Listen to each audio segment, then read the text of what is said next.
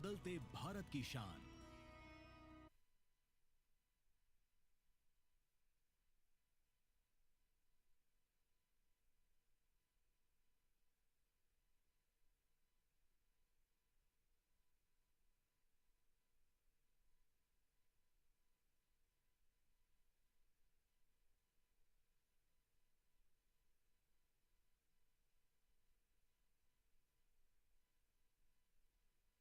नमस्कार, आप सभी का स्वागत है दूरदर्शन किसान पर और आप देख रहे हैं कार्यक्रम हेलो किसान। मैं हूं आपके साथ पुलकित शुक्ला। कार्यक्रम की शुरुआत करें लेकिन उससे पहले आप सभी दर्शकों को नववर्ष की हार्दिक शुभकामनाएं। कार्यक्रम हेलो किसान में आप सभी का स्वागत करते हैं और आपको बताते हैं कि हेलो किसान एक ऐसा कार्यक्रम है जिसके माध्यम से हम आपकी खेती किसानी को बेहतर करने में मदद करते हैं। खेती किसानी में हो रही तमाम समस्याओं का जिक्र इस कार्यक्रम में किया जाता है। विषय से जुड़े हुए आपके सवाल इस कार्यक्रम में शामिल किए जाते हैं और हेलो किसान कार्यक्रम का उद्देश्य यही है कि हमारे किसान भाइयों की जो लागत है उसको कम करके उनके मुनाफे को बढ़ाया जा सके, उनकी जो उपज है उसकी गुणवत्ता में सुधार लाया जा सके। तो इस सिलसिले को आगे बढ़ाते हैं और जानते हैं कि आज हेलो किसान कार्यक्रम में हम कौन सा विषय लेकर आपके सामने हाजिर हैं जो और कौन से ऐसे विषय हैं जिसके जरिए आप उन विषय से जुड़कर अपने सवाल इस कार्यक्रम में पूछ सकते हैं। तो आज नजर डालते हैं सबसे पहले आज के विषय पर।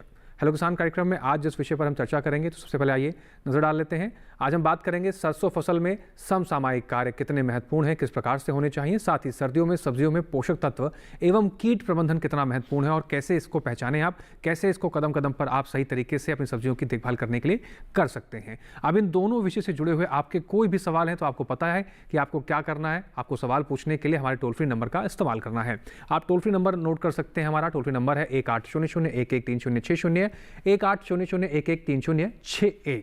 लेकिन फ़ोन करते समय आपको दो सावधानियां बरतनी है। एक, आपके टेलीविज़न की जो आवाज़ है वो थोड़ी सी कम हो ताकि संवाद को सही तरीके से स्थापित किया जा सके, और आपके मोबाइल फ़ोन में पर्याप्त नेटवर्क हो ताकि बातचीत करते समय कोई समस्या उत्पन्न ना हो।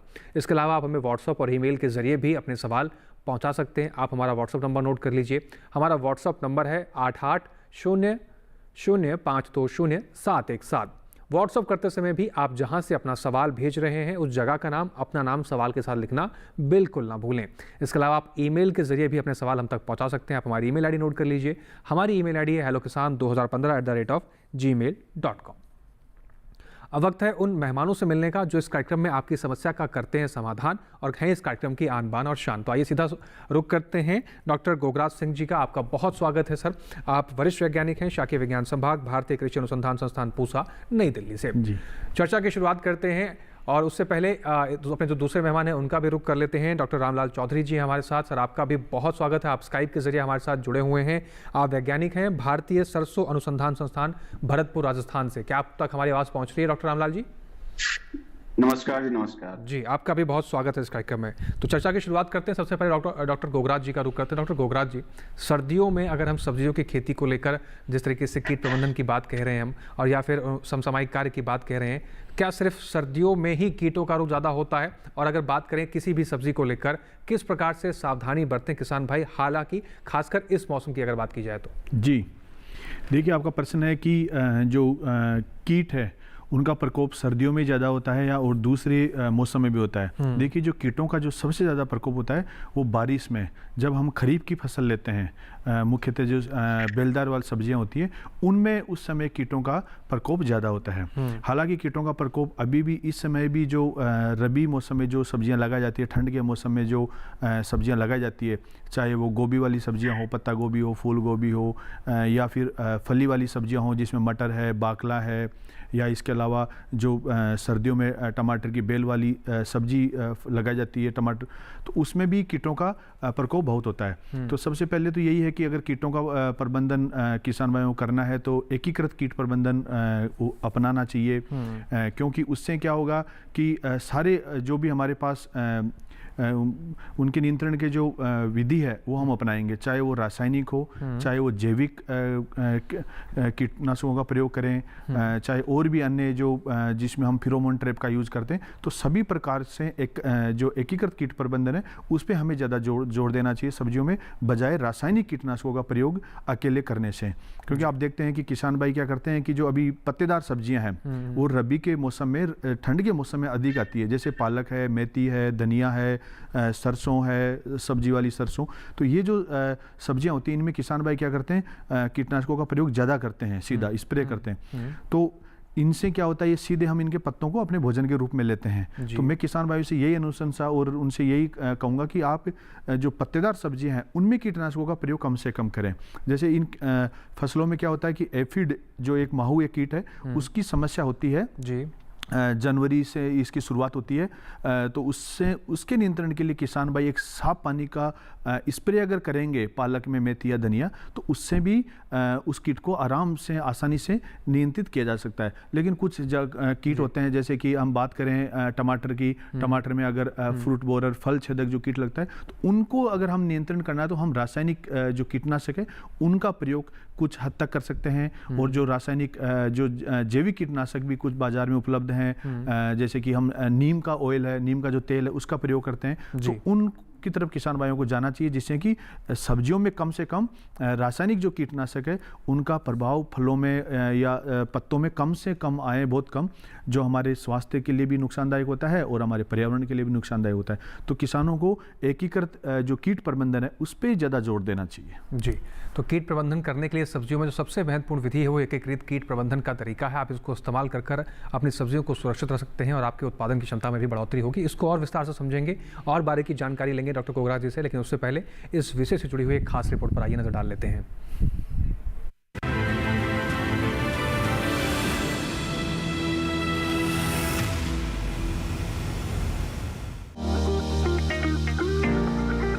अगर आप भी सब्जियों की अच्छी फसल लेना चाहते हैं तो फसलों में पोषक तत्व प्रबंधन के साथ साथ कीट प्रबंधन भी करें। सबसे पहले बात करते हैं टमाटर की। नवंबर में रोपी गई टमाटर की उन्नत किस्मों में प्रति हेक्टेयर 88 किलोग्राम यूरिया और संकर किस्मों के लिए 130 किलोग्राम यूरिया की पहली टॉप ड्रेसिंग के 20 से 25 दिनों बाद दूसरी टॉप ड्रेसिंग करें।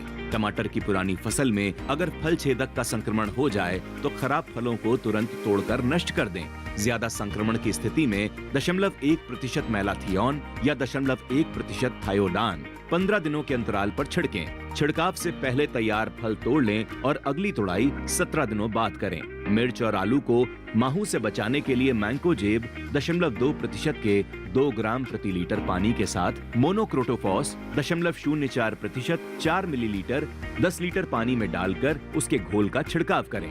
दवा के छिड़काव से पहले कृषि विशेषज्ञों की सलाह लेना अच्छा रहता है। वहीं लहसुन में नाइट्रोजन की दूसरी टॉप ड्रेसिंग बुआई के 50 से 60 दिनों बाद 74 किलोग्राम यूरिया प्रति हेक्टेयर की दर से छिड़काव करें। मिर्च की रोपाई से पहले खेत में लगभग 10 टन गोबर की सड़ी खाद, 1 बोरा यूरिया, आधा किलो नाइट्रोजन की दूसरी किश्त, 1.7 बोरा सिंगल सुपर फॉस्फेट और 1 बोरा पोटाश का उपयोग करें। प्याज की बात करें तो रोपाई से 15 से 20 दिनों पहले 20 से 25 टन गोबर की सड़ी हुई खाद डालें और रोपाई के समय 50 किलोग्राम नाइट्रोजन, 50 किलोग्राम फास्फोरस और 80 से 100 किलोग्राम पोटाश मिट्टी में मिलाएं। इस तरह सही समय पर पोषक तत्व और कीट प्रबंधन करके आप अच्छी पैदावार ले सकते हैं।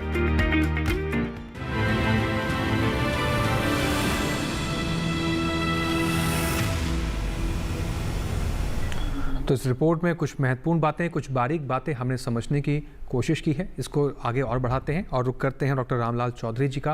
डॉक्टर रामलाल चौधरी जी, अगर हम बात करें सरसों में समसामयिक कार्य को लेकर, ज़्यादातर क्षेत्रों में सरसों की बुआई हो चुकी है। अब ऐसी स्थिति में कुछ दिन की फसल हो भी चुकी है। ऐसे समय में सबसे महत्वपूर्ण कार्य इस समय जो किसान भाइयों को ध्यान में रखना चाहिए वो क्या है? मौसम के लिहाज से थोड़ा सा बताइए। जी, देखा जाए तो सरसों की फसल लगभग 40 से 60 दिन की हो गई। कई किसान भाइयों ने देर से बुआई की तो उनकी लगभग 40 दिन की है, 45 दिन की है। और जिन्होंने समय पे बुआई कर दी थी, यानी अक्टूबर के अंतिम पखवाड़े तक या अंतिम सप्ताह में भी कर दी, तो वो फसल लगभग 60 दिन की हो गई है। किसान भाइयों, ये ऐसा समय है, एक तो इस समय जो विशेष ध्यान देने वाली बात है, पाला पड़ने की बहुत ज्यादा संभावना है। तो एक पाले का हम आगे चर्चा करेंगे कि कैसे इसका नियंत्रण किया जा सकता है। दूसरी चीज, अगर किसान भाइयों, एक सिंचाई का भी एक उचित समय है, क्योंकि सरसों में जो पहली सिंचाई की जाती है वो लगभग 35 से 40 दिन की अवस्था पर कर देनी चाहिए।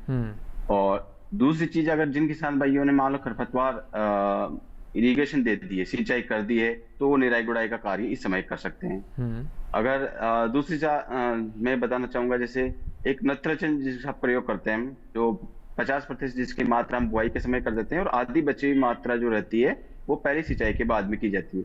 तो किसान भाई अगर सिंचाई दे दी तो 125 से 150 किलोग्राम यूरिया प्रति हेक्टेयर की दर से आप उसका टॉप ड्रेसिंग जो हम कहते हैं कर सकते हैं। किसान भाइयों, ये समय ऐसा है कि जैसे हवा में नमी ज्यादा है, तापमान बहुत कम हो गया है, तो ये जो बीमारियां हैं इनका भी मतलब प्रकोप बढ़ने की संभावना है। तो इनको भी हमें ध्यान में रखना होगा कि कोई हमारे खेत में बीमारी तो नहीं आ रही, कोई विशेष कीड़ा तो नहीं आ रहा। तो ये सब चीजें इस समय किसान भाई अपनाकर अपनी फसल को बचा सकते हैं अच्छी पैदावार से। जी, तो ये कुछ मुख्य बातें हैं जो इस समय अपनी 40 से 60 दिन की फसल हो चुकी है, उसके अनुसार या उसके आधार पर जो समसामयिक कार्य हैं वो फिलहाल मौजूदा समय पे इस तरीके से आप सरसों के खेत में कर सकते हैं। इसको और बेहतर तरीके से समझेंगे और बारीक जानकारी लेंगे, लेकिन उससे पहले इस विषय से भी जुड़ी एक खास रिपोर्ट पर आइए नजर डाल लेते हैं।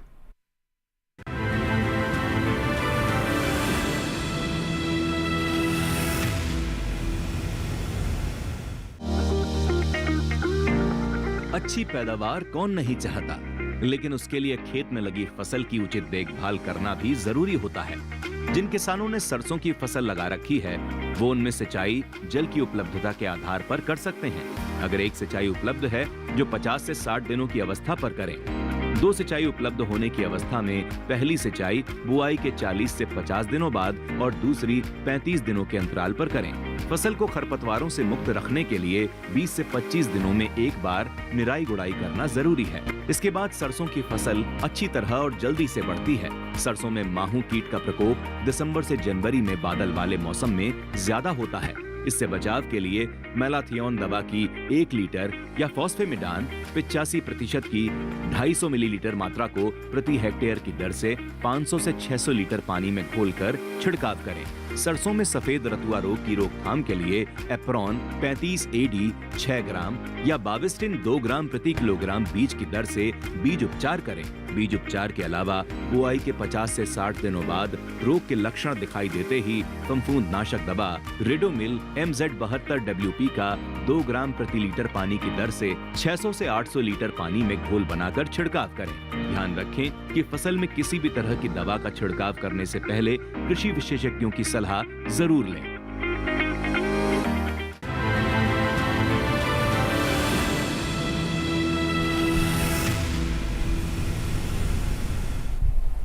तो सरसों की फसल में भी आपको कौन कौन से समसामयिक कार्य करने हैं, इसको भी हमने रिपोर्ट के जरिए समझने की कोशिश की और विस्तार से जानेंगे डॉक्टर रामलाल जी से। लेकिन उससे पहले चर्चा को आगे बढ़ाते हैं, एक बार फिर से डॉक्टर गोगराज जी का रुख कर लेते हैं। डॉक्टर गोगराज जी, आपने बताया कि एकीकृत कीट प्रबंधन करके हम अपनी सब्जियों की देखभाल कर सकते हैं जी, लेकिन साथ में अगर हम पोषक तत्वों के प्रबंधन की बात करें तो इसमें 2 सवाल मैं आपसे पूछना चाहूँगा। पोषक तत्वों का प्रबंधन किस प्रकार से करना चाहिए, साथ ही जो दूसरा सवाल मेरा ये है कि पोषक तत्व डालने के बाद कितने दिनों के अंतराल के बाद हमें जो आगे की विधियां होती हैं उसको करना चाहिए, कितने दिन उसमें पानी नहीं लगाना चाहिए, या अगर बरसात हो गई है इस समय, क्योंकि बीते दिनों हमने देखा कुछ क्षेत्रों में बरसात भी हुई है, तो क्या बरसात के बाद दोबारा हम पोषक तत्व डालें, कहीं वो बह तो नहीं गए, या इस प्रकार की क्या जो समस्या है उसको थोड़ा सा समझाइए। जी देखिए, अगर हम पहले एकीकृत पोषक तत्वों की प्रबंधन की बात करें तो इसमें क्या होता है कि हमें सभी प्रकार के पोषक तत्व, चाहे वो रासायनिक उर्वरक हों जिनमें हमारा प्रमुख DAP, urea, single super phosphate, double super phosphate,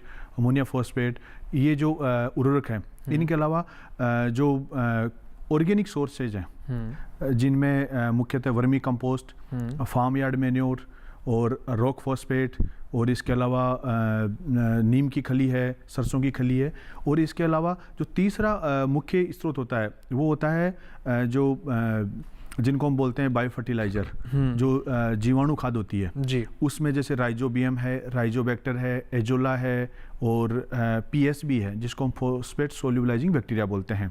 और जो चौथा सोर्स होता है वो होता है हरी खाद। जैसे हम फसलें लेते हैं गर्मी के मौसम में, मई और जून तक हमारी फसल समाप्त हो जाती है, तो जुलाई के प्रथम सप्ताह में हम हरी खाद जो फसलें हैं जिनमें सनई है, डेचा है, सनहेम्प है और जो भी अन्य लेग्यूम जो सब फसलें होती है जिनमें हम ग्वार भी ले सकते हैं, तो इन फसलों को हम हरी खाद के रूप में प्रयोग लिया जाता है। तो इन सभी को हम एकीकृत तरीके से यूज़ करते हैं कि भाई हम हरी खाद भी का भी प्रयोग कर रहे हैं, फिर जब वो पुष्पन की अवस्था में आ रही है तो उसको मिट्टी में हम मिला देते हैं, जिससे कि लगातार और सही मात्रा में पोषक तत्व मिलते हैं। मुख्य पोषक तत्वों के साथ साथ उसमें जो सूक्ष्म पोषक तत्व है वो भी अच्छी मात्रा में मिलते हैं। हम रासायनिक खाद्यों का भी इसमें प्रयोग करते हैं। इसके अलावा जो बायो फर्टिलाइज़र की बात की, इनको हम कैसे यूज़ करते हैं, या तो हम इनका बीज उपचार करते हैं। अगर हम बायो फर्टिलाइज़र की बात करें, जो जीवाणु खाद है उनकी, तो बीज उपचार करने के लिए आपको क्या करना है, लगभग आधा किलो गुड़ या जो शक्कर है उसका घोल बना के 1 लीटर पानी में, उसमें लगभग 300 से 400 ग्राम बायो फर्टिलाइजर, चाहे आपका पीएसबी हो, एजेटोबैक्टर हो, जो भी आप बायो फर्टिलाइजर यूज करना चाहते हैं, उसका घोल बनाकर और फिर उसको उसमें मिला लें। उसके बाद में लगभग, जैसे अगर दलहनी सब्जी फसलें हैं, मुख्यतः ये दलहनी सब्जी फसलों में किया जाता है, जैसे राइजोबियम है उसका कल्चर, तो उसको 10 से 15 किलो बीजों को उसकी अच्छी प्रकार से उसका लेप कर ले, उसके ऊपर मिला लें, फिर उसको छाया में सुखाकर उसके बाद तुरंत बुआई करनी चाहिए।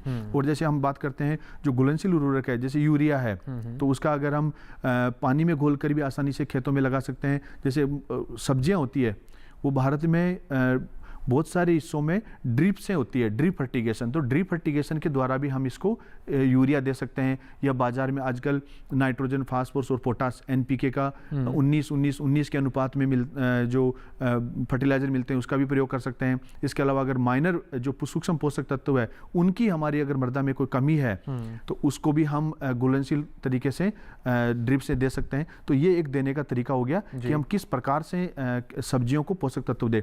दूसरा ये है कि कब दें, तो देखिए लगभग सभी सब्जियों में हम जो नाइट्रोजन, फास्फोरस और पोटास डालते हैं, जो सर्दी वाली सब्जियां होती हैं जी, उनमें ये निर्भर करता है कि कौन सी सब्जी है। जैसे अगर हम बात करें दलहनी सब्जी मटर की, तो मटर में क्या होता है कि नाइट्रोजन की जो मात्रा होती है वो कम चाहिए होती है। नाइट्रोजन की मात्रा लगभग 30 से 40 किलो चाहिए होती है, फास्फोरस की मात्रा होती है वो लगभग 80 किलो, और पोटास की मात्रा भी लगभग 60 से 70 किलो चाहिए होती है। जो नाइट्रोजन की जो मात्रा इसलिए कम चाहिए होती है क्योंकि इस मटर की जो जड़ें होती है, जो भी दलहनी सब्जियां हैं, उनकी जड़ों में क्या होता है, बैक्टीरिया होता है, वो वायुमंडल की जो नाइट्रोजन होती है उसका स्थिरीकरण करता है और वो पौधों की जड़ों में और पौधों को नाइट्रोजन देता है। तो हमें उनमें कम से कम नाइट्रोजन का प्रयोग करना चाहिए। और जैसे दूसरी सब्जी है, जैसे कि गोभी वर्गीय सब्जियों की बात करें तो उनमें नाइट्रोजन की मात्रा दलहनी सब्जियों की तुलना में ज़्यादा चाहिए होती है। तो उनमें लगभग हमें 100 किलो नाइट्रोजन, 80 किलो फास्फोरस और 80 किलो पोटास प्रति हेक्टेयर की दर से चाहिए होती है। और जो इन फसलों में नाइट्रोजन है वो हमें 3 बार देनी चाहिए। पहली जो अवस्था होती है जब हम खेत की तैयारी करते हैं, उसी समय हम आधी जो नाइट्रोजन की मात्रा है उसमें खेत की तैयारी के समय मिला देते हैं। और जो आधी मात्रा जो बच जाती है, जब फसल हमारी लगभग 45 दिन की हो जाती है, तो हम टॉप ड्रेसिंग, मतलब हाथ से छिड़क कर या यूरिया जो भी नाइट्रोजन का हमारे पास सोर्स है उसमें डालकर फिर हम पौधों के पास में मिट्टी चढ़ा देते हैं। अगर हमने रेज बेड पे अगर गोभी की सब्जियां लगाई हुई है। और जो तीसरी डोज होती है वो लगभग 60 से 65 और 70 दिन के बाद में हम देते हैं, जब वो पुष्पन की अवस्था में होती है, उसमें फूल बनने लग जाता है गोभी वर्गीय सब्जियों। गोबरा जी, मैं लौटूंगा आपके पास और इसको और विस्तार से जानकारी आपसे साझा करूंगा, लेकिन फिलहाल यहाँ समय की मांग, एक छोटा सा ब्रेक ले लिया जाए। आप सभी बने रहें, देखते रहें कार्यक्रम हेलो किसान। हम एक ब्रेक के उस पार लौट रहे हैं तुरंत।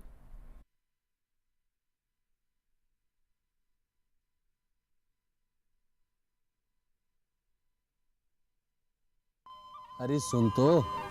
मुझे क्या सुनाना चाहते हो? जो सुनाओ मेरी सौतन को। किसको? अरे वही तुम्हारा मोबाइल फोन जिससे सुबह शाम दिन रात चिपके रहते थे और कहते थे किसान कॉल सेंटर से बातें हो रही हैं। अच्छा ये बात है। हाँ, क्यों, क्या हुआ? अब बात नहीं होती क्या? अब तो झट से बात हो जाती है। ऐसा क्या? हाँ, अब तो ज्यादा लाइनें और खास तकनीक के कारण खेती के माहिरों से तुरंत बात हो जाती है। और अगर कभी लाइन व्यस्त हो तो अपनी समस्या फोन पर रिकॉर्ड करा दो, वहाँ से फोन आ जाता है और समस्या की हल का मैसेज भी आ जाता है।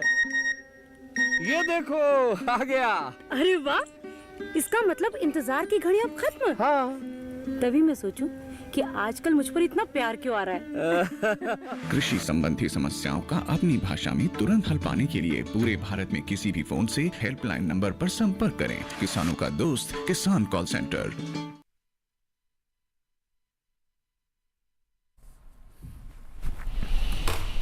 ब्रेक के बाद एक बार फिर से आप सभी का स्वागत है। आप देख रहे हैं कार्यक्रम हेलो किसान। चर्चा को आगे बढ़ाते हैं। एक बार फिर से डॉक्टर रामलाल चौधरी जी का रुख कर लेते हैं। डॉक्टर रामलाल जी, आप तक आवाज़ पहुंच रही है हमारी? हेलो डॉक्टर रामलाल जी, आप हमें सुन पा रहे हैं?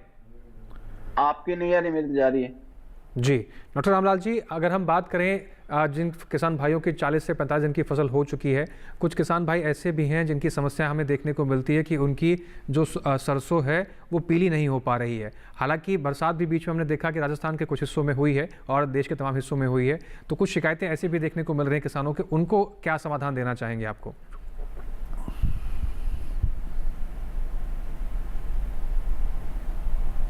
डॉक्टर रामलाल जी, आप सुन पा रहे हैं हमें? डॉक्टर साहब, आप तक आवाज़ पहुंच रही है हमारी? मुझे लगता है तकनीकी समस्या है। डॉक्टर कोगराक जी का रुख कर लेते हैं। डॉक्टर कोगराक जी, आपने कई चीज़ों का जिक्र किया। अब हम समझते हैं, आपने एक चीज़ का जिक्र किया था कि जैविक कीटनाशक बाजार में कई सारे ऐसे उपलब्ध हैं जिसका इस्तेमाल हम कर सकते हैं अपनी सब्जियों पर। अगर हम बात करें, क्या कोई किसान भाई घर पर भी जैविक कीटनाशक तैयार कर सकता है? अगर कर सकता है तो उसकी क्या विधि है? क्या बाजार में जो उपलब्ध जैविक कीटनाशक है वो ज़्यादा उपयोगी है या फिर घर में बनाया हुआ? देखिए, घर पर भी किसान भाई जैविक कीटनाशक बना सकते हैं, लेकिन उसके लिए उनको जो कृषि विश्वविद्यालय है नज़दीकी, उनके जो कृषि वैज्ञानिक है वहाँ से संपर्क करना पड़ेगा, या कृषि विज्ञान केंद्र है वहाँ से संपर्क करना पड़ेगा। एक प्रॉपर तरीके से इसकी जो गाइडलाइन है वो आपको वहीं से मिलेगी। इसके अलावा जो बाज़ार में नीम जो बेस्ड हैं, नीम के जो उत्पाद हैं, उनके बहुत सारे कीटनाशक उपलब्ध होते हैं बाजार में जिनका आप प्रयोग कर सकते हैं।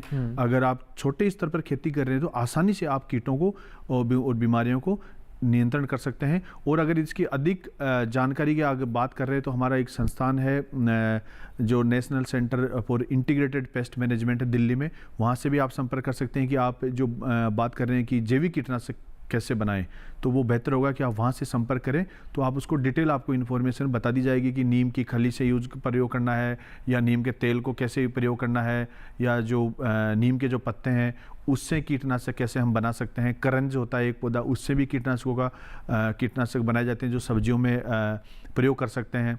तो ये इसके लिए आप वहाँ नज़दीकी जो भी कृषि विभाग है वहाँ से संपर्क कर सकते हैं।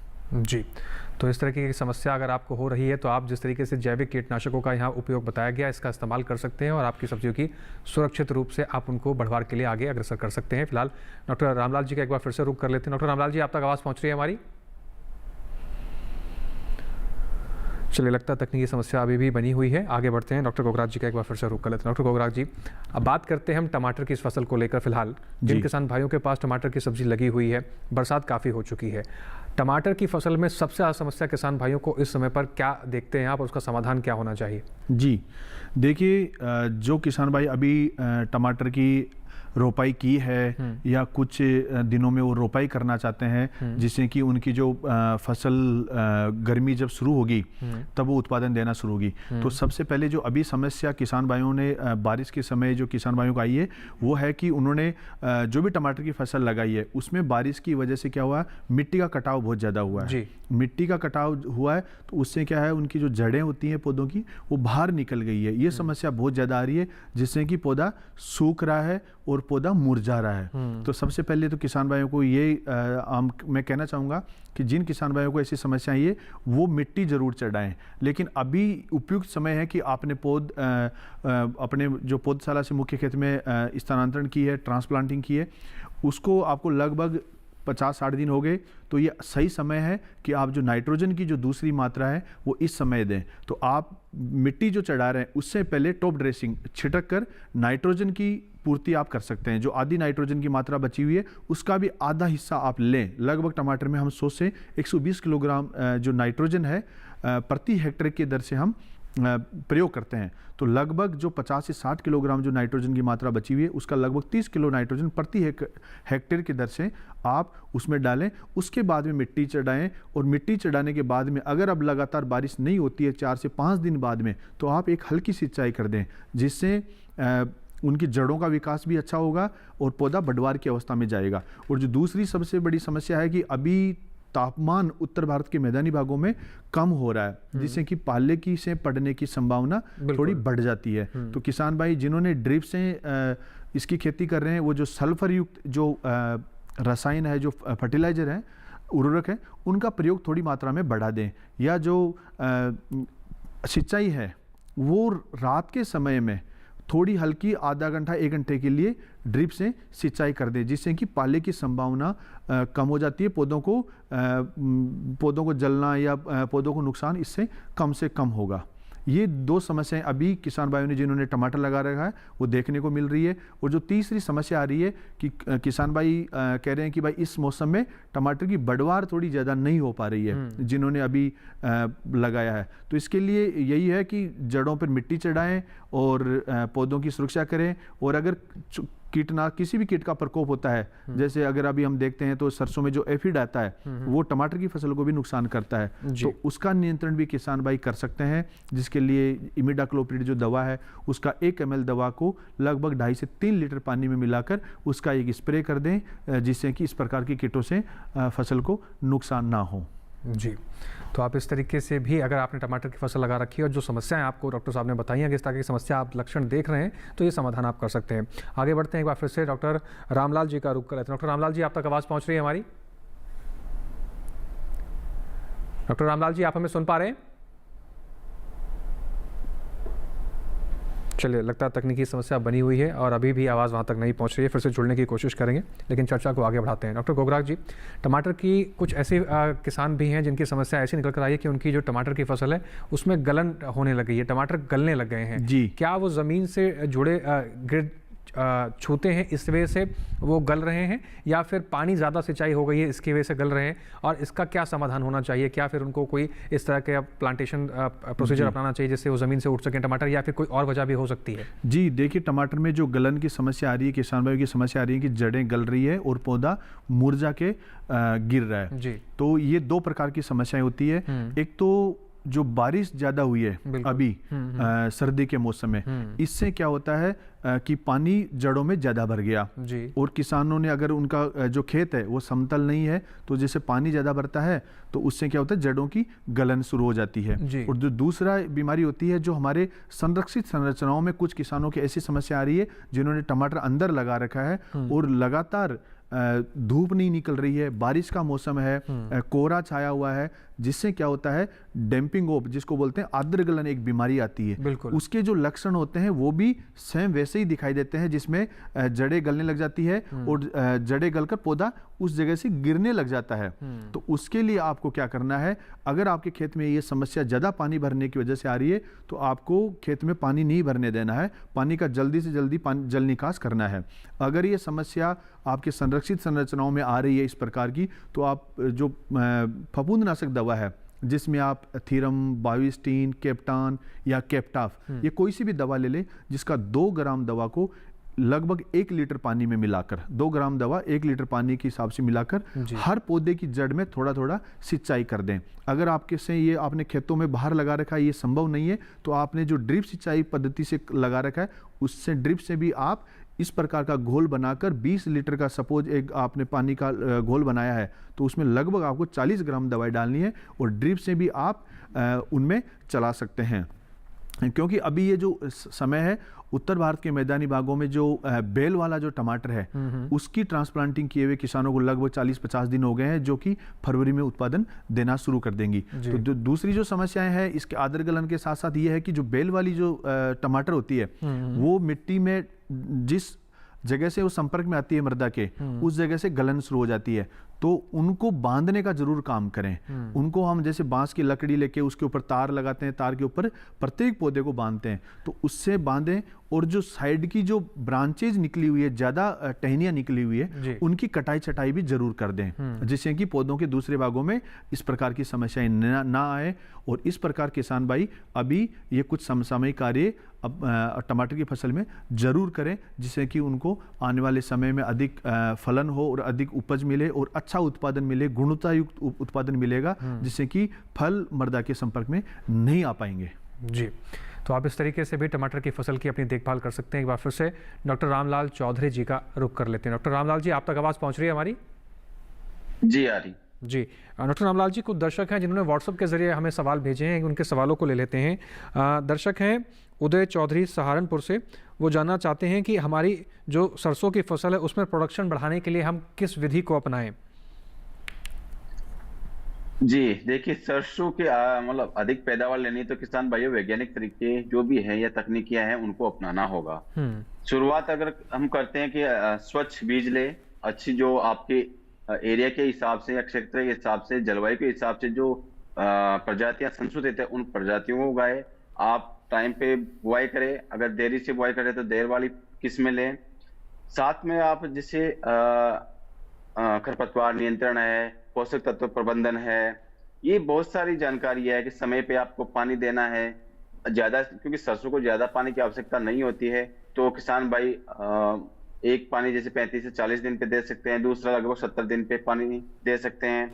साथ में जो कीड़े मकोड़े आते हैं और विशेषकर बीमारियां जो आती है, सरसों की फसल में बीमारियों से काफी नुकसान होता है, तो उन बीमारियों का समुचित, तो इस प्रकार अगर किसान भाई जो आपके नजदीकी केवीके से आप जानकारी ले सकते हैं कि कैसे उनकी फसल की पैदावार बढ़ाई जा सकती है। और भी जी तो कोई विशेष जानकारी चाहिए तो हम जी डॉक्टर रामलाल जी, एक दर्शक हैं संतलाल सहारण, ये जिला हनुमानगढ़ राजस्थान से हैं। इनका सवाल है कि सरसों में हमारे क्षेत्र में फरवरी के महीने में तना गलन व जड़ गलन फंगस आ जाता है, इसका उपचार बताएं।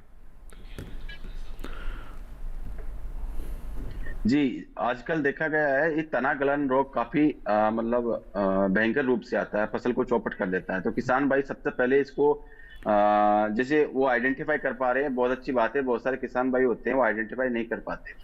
तो शुरू में जो तना गलन आता है जो पत्तियों से स्टार्ट होता है, पत्तियों पे गोल गोल छिद्र हो जाते हैं, फिर इसका तने पे पर प्रभाव पड़ने लगता है। तो तना अगर किसान भाई देखेंगे तो भूरा हो जाता है और बिल्कुल सफेद हो जाता है अगर रोग का प्रकोप ज्यादा है तो किसान भाई ध्यान रखिए, एक तो जब बुआई करे तो सीज जो अपना बीज होता है उसको बीजोपचार जरूर करे।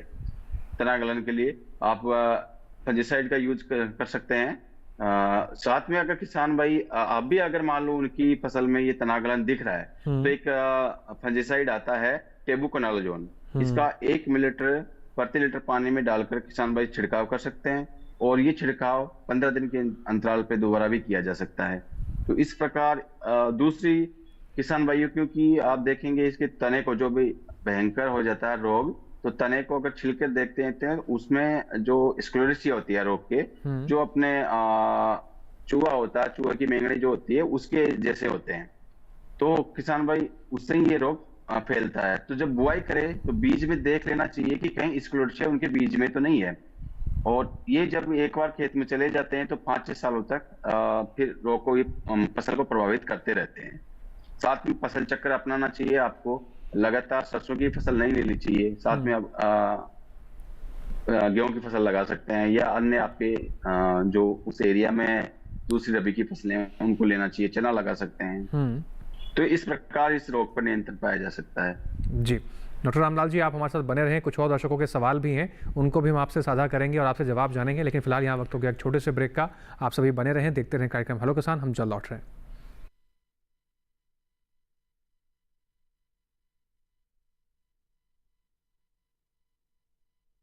डीडी किसान ने कर ली है तैयारी, यहां मिलेगी पशुपालन की हर एक जानकारी, घर आंगन से लेकर व्यवसायिक फार्म तक, मुर्गी पालन से लेकर रेगिस्तान के जहाज तक। बीमारियों से पशुपालक बिल्कुल ना हो परेशान, विशेषज्ञ करेंगे आपकी समस्या का समाधान। देखिए अपना पशु चिकित्सक हर रविवार शाम 6:30 बजे दूरदर्शन किसान पर।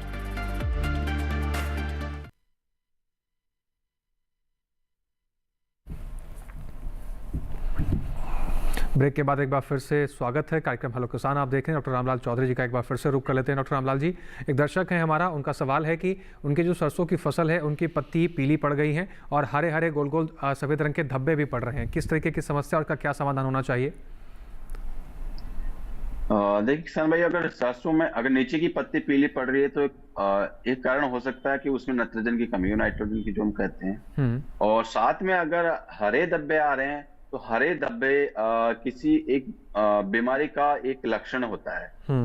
हम ये हालांकि ये बाद में जैसे हम देखेंगे कि ये जो व्हाइट रस्ट होता है, सफेद रतुआ जिसको बोलते हैं, उसमें कन्वर्ट हो जाते हैं। तो सफेद रतुआ ये बीमारी आने के लक्षण हो सकते हैं। तो किसान भाई इसके लिए बचाव के लिए अगर उचित होगा कि अभी से ही एक टेडोमिल MZ दवा आती है, उसकी 2 ग्राम प्रति लीटर पानी में डालकर छिड़काव करें और 15 दिन पे फिर दोबारा अगर रोग रहता है तो फिर से छिड़काव कर सकते हैं।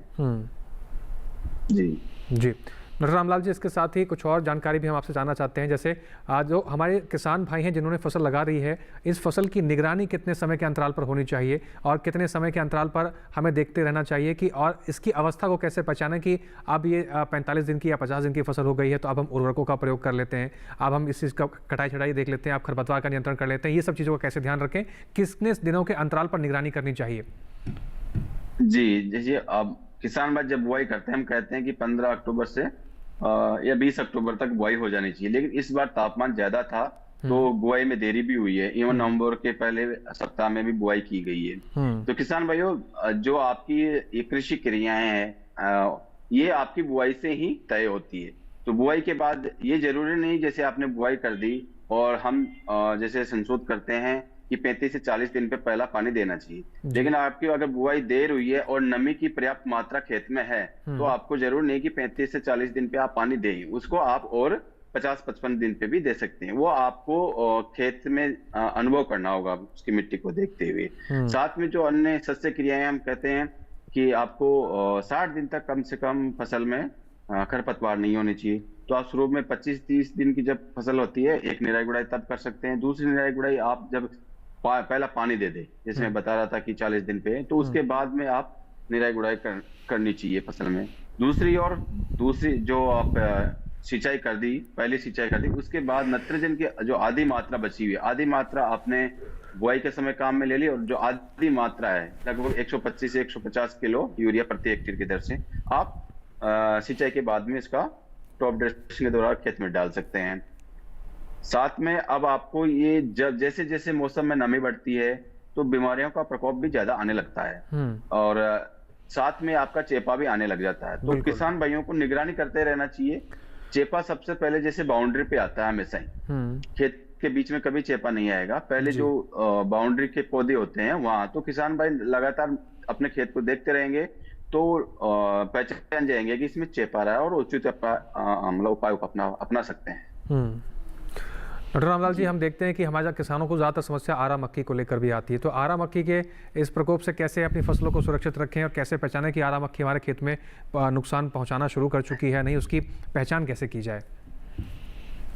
देखिए, आरा मक्खी जो होती है वो पौधे का मतलब जो हरा भाग आता है उसको चूसती है और पौधे को ऐसे बना देती है जैसे वो बिल्कुल कागज जैसा हो गया हो।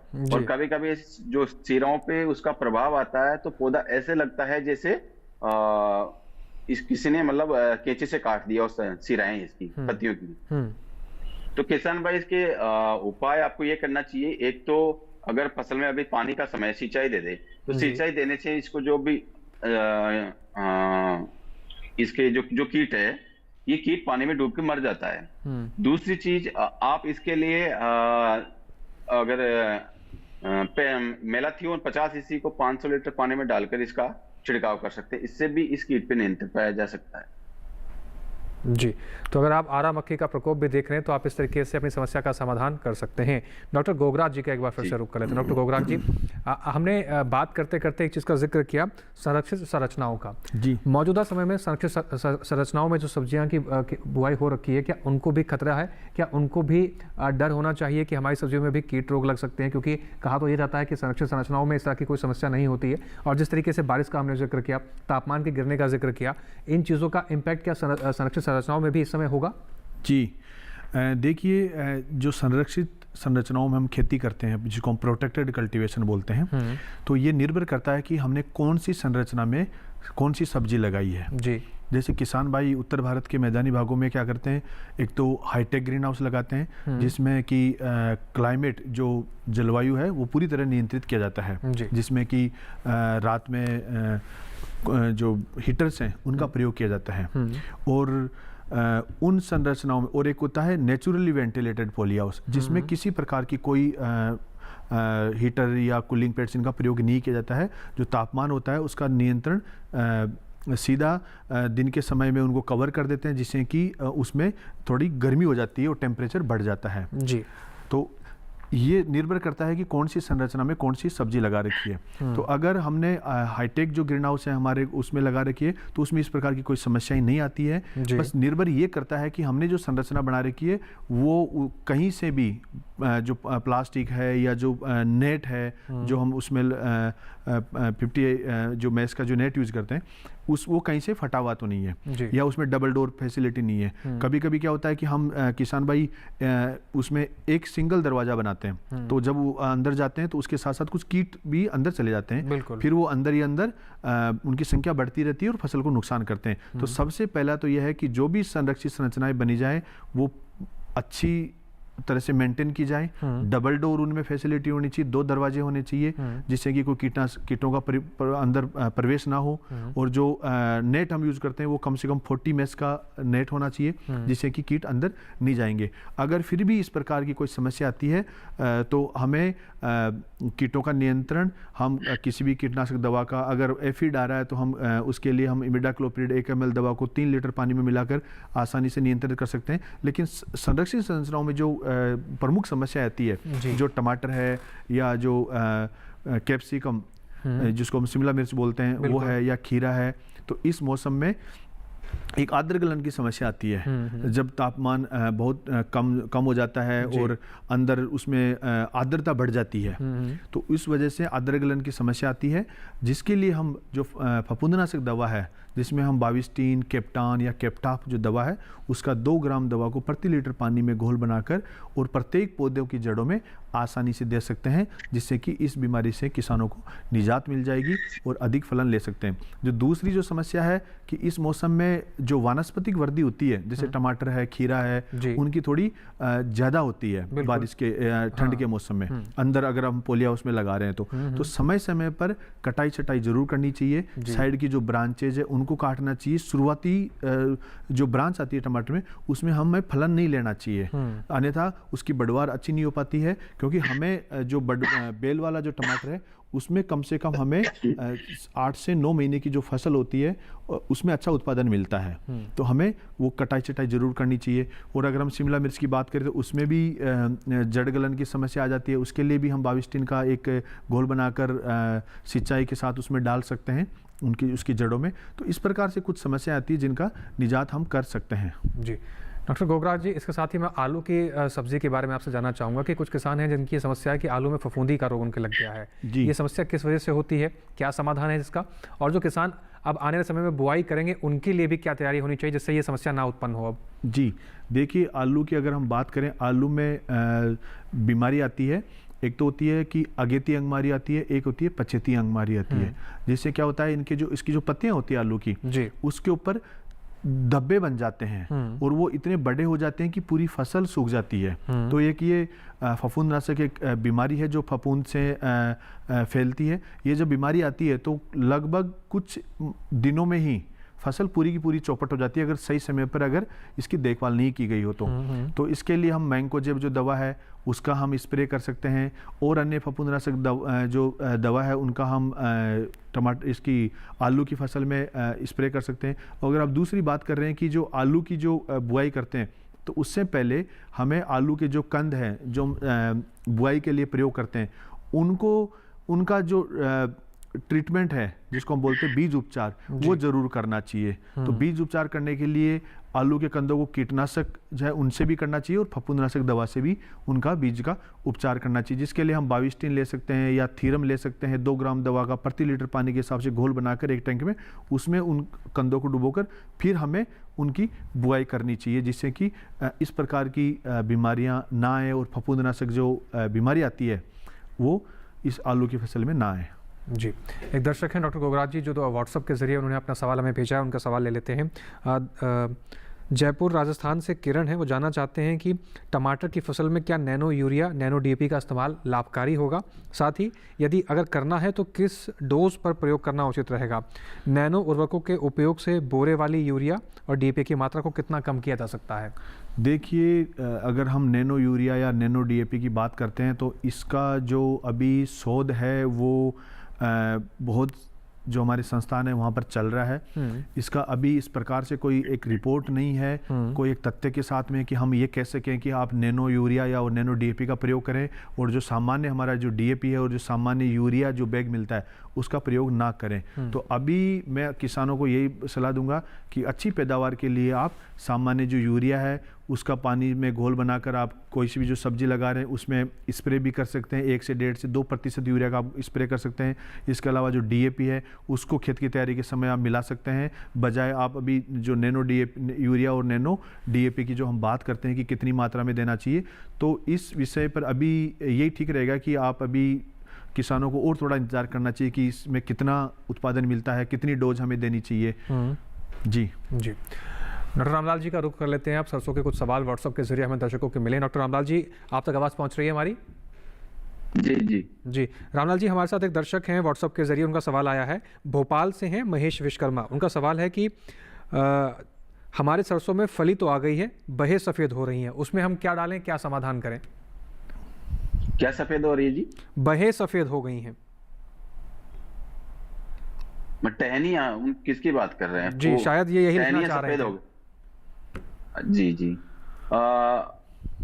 टहनियाँ सफेद होना एक तनागलन जो रोग आता है, अगर वो काफी फैल चुका, लेकिन ये अवस्था वो नहीं आई कि उसमें अभी से ही मतलब कि तनागलन का रोग इतना फैल चुका और वो खेत में दिखाई देने लग गया हो। अभी तनागलन की शुरुआती अवस्था है, तो ऐसे सिम्टम्स आना मतलब नहीं आना चाहिए अभी तक। और दूसरी चीज, टहनियाँ सफेद हो रही है, ऐसा तो नहीं कहीं कि पाले का शिकार हो गई हो फसल, कहीं पाला पड़ गया हो, ये भी एक कारण हो सकता है। बिना थोड़ा जांचे परखे कहना मुश्किल है इसके लिए कि टहनियाँ सफेद हो रही थी, इसका प्रॉपर इलाज क्या है। जी, डॉक्टर रामलाल जी, आपका शुक्रिया, आपने इस सवाल का जवाब दिया। आपसे आगे भी सवाल का जवाब हम लेते रहेंगे। फिलहाल लेकिन यहाँ वक्त हो गया एक छोटे से ब्रेक का। आप सभी बने रहें और देखते रहें कार्यक्रम हेलो किसान। हम जल्द लौट रहे हैं।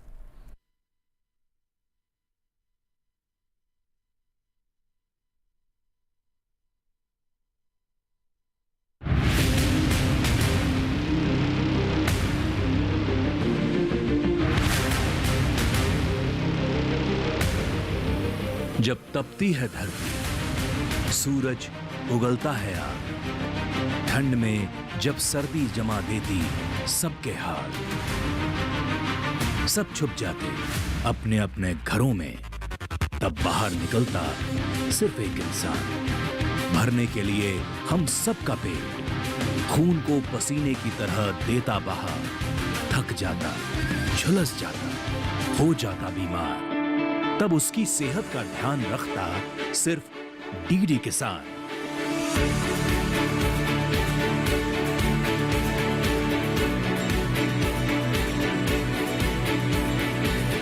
देखिए स्वस्थ किसान शनिवार शाम 6 बजे लाइव, सिर्फ दूरदर्शन किसान चैनल पर।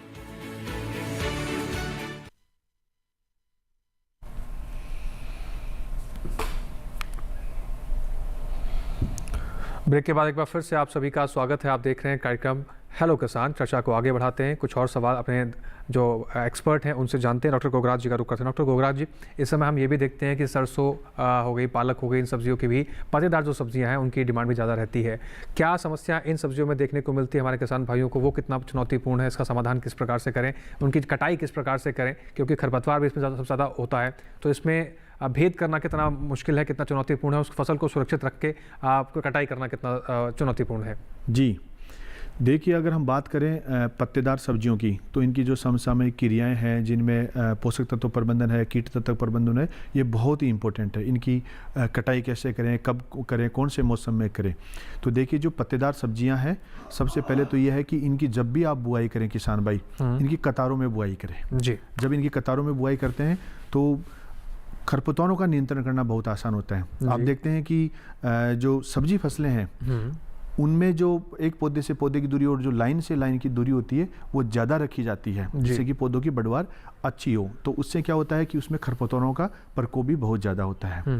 तो खरपतवारों के प्रकोप को कम करने के लिए सब्जी फसलों में, और हम लीफी जो पत्तेदार सब्जियों की बात करें तो पेंडामेथिलिन जो दवा है उसका 1 लीटर पेंडामेथिलिन को लगभग 400 लीटर पानी में घोल बनाकर उनकी बुआई से के तुरंत बाद में या उनकी अगर हम रोपाई कर रहे हैं, जैसे आजकल हम बथुआ है उसकी रोपाई करते हैं, ट्रांसप्लांटिंग करते हैं, तो उसके रोपाई से जस्ट पहले हम उसका स्प्रे कर दें पेंडामेथिलिन का, तो इस प्रकार से हम खरपतवारों को नियंत्रण कर सकते हैं। दूसरा ये है कि कतारों में बुआई करने से कतारों के बीच में खरपतवारों का नियंत्रण करना आसान हो जाता है, जिससे कि हम निराई गुड़ाई करके खरपतवारों को निकाल सकते हैं। दूसरा ये होता है कि जो पत्तेदार सब्जियां होती हैं, किसान भाई क्या करते हैं, एक कटिंग करते हैं, उसके बाद में उस फसल को नेस्ट कर देते हैं। तो ऐसा कभी ना करें, क्योंकि जो मेथी की फसल है, जिसमें हम बात करें सामान्य मेथी है या जो कसूरी मेथी है, पालक है, धनिया है, साग सरसों है, इनकी कटिंग 4 से 5 बार ली जा सकती है। जैसे अगर हम बात करें पालक की, तो 4 से 5 कटिंग हम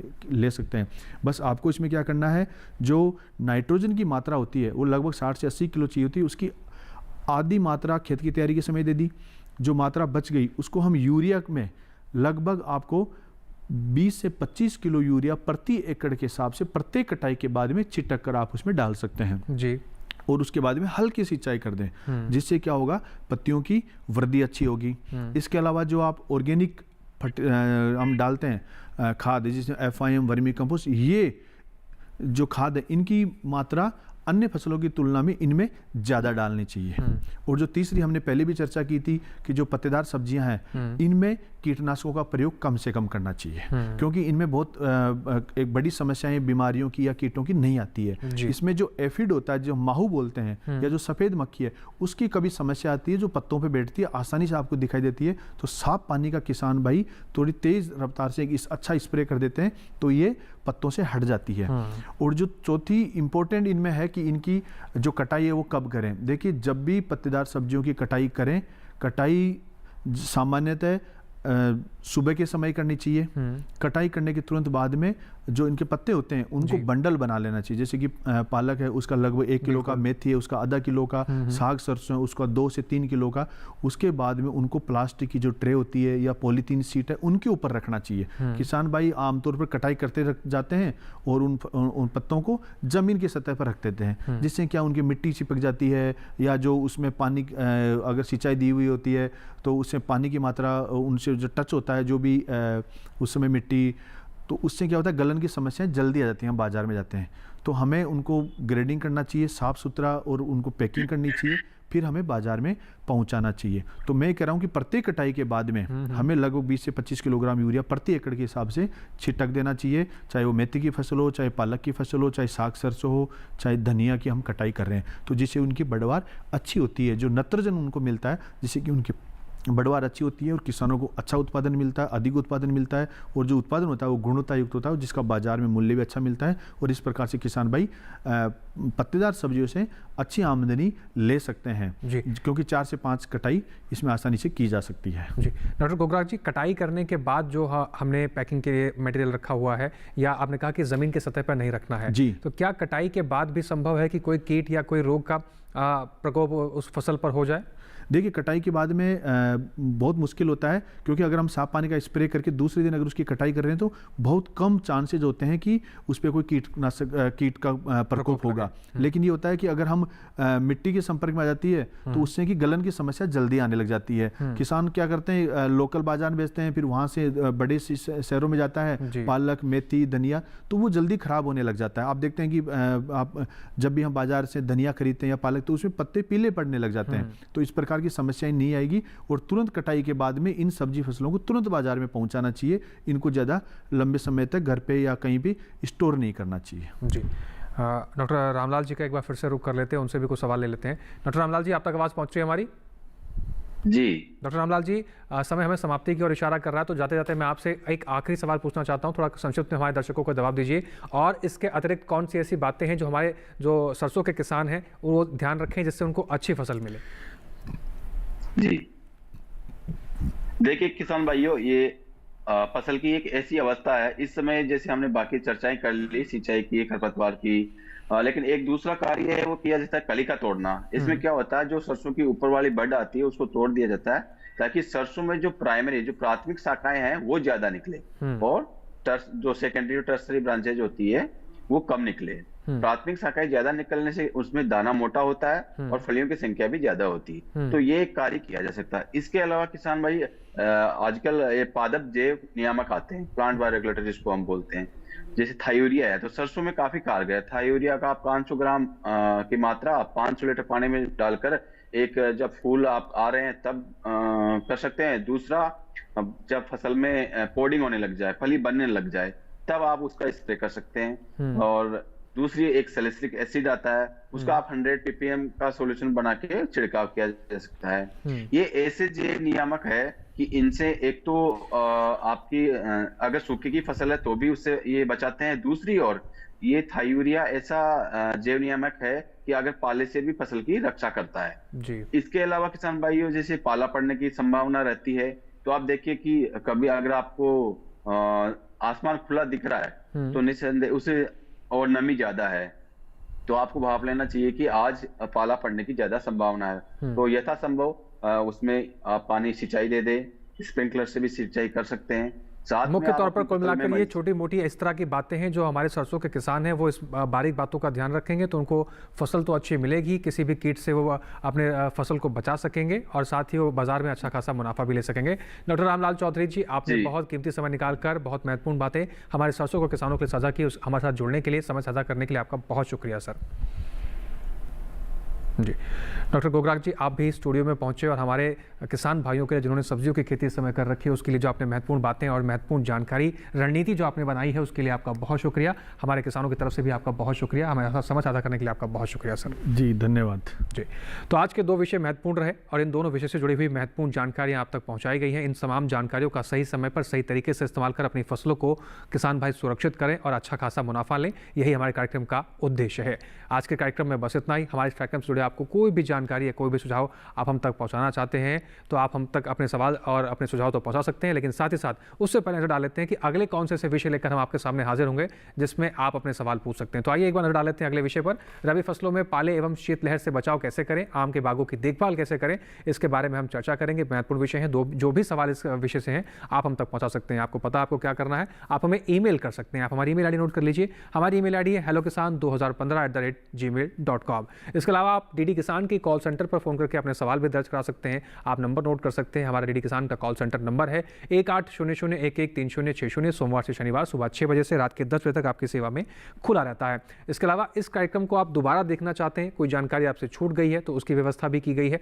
आप टेलीविजन स्क्रीन पर दिखाए जा रहे QR कोड को स्कैन कीजिए, सीधा आप पहुंच जाएंगे डीडी किसान के यूट्यूब चैनल पर। वहां पर भी हेलो किसान के इस कार्यक्रम को दोबारा से आप कहीं पर भी कितने लोगों के साथ बैठकर देख सकते हैं और कई लोगों तक इस कार्यक्रम को पहुंचा भी सकते हैं। इसके साथ ही आज के हेलो किसान कार्यक्रम में बस इतना ही। फिर से हाजिर होंगे नई जानकारियों के साथ, नए मेहमानों के साथ। तब तक के लिए हमें हमारी टीम को दीजिए इजाजत। नमस्कार।